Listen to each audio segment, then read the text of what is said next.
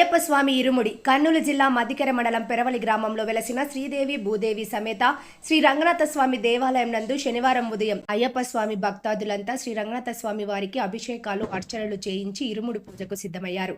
ఇరుముడి అనగా 2 మూడులను తలపై పెట్టుకొని స్వామివారి సన్నిధికి బయలుదేరుతారు.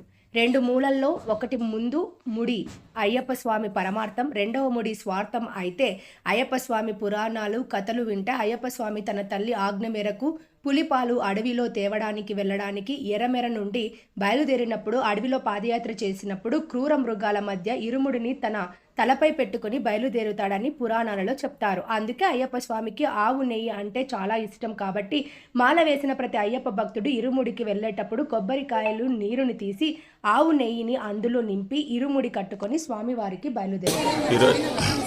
అయ్యప్ప కేరళలోని శబరిమల నందు అయ్యప్ప దీక్ష ఉంటుంది. శరణం స్వామి శరణం స్వామి శరణం.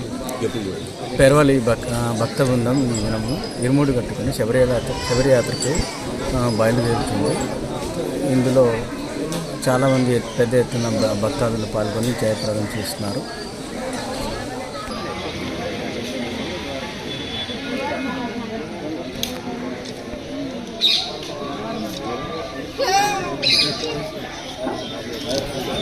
Thank you.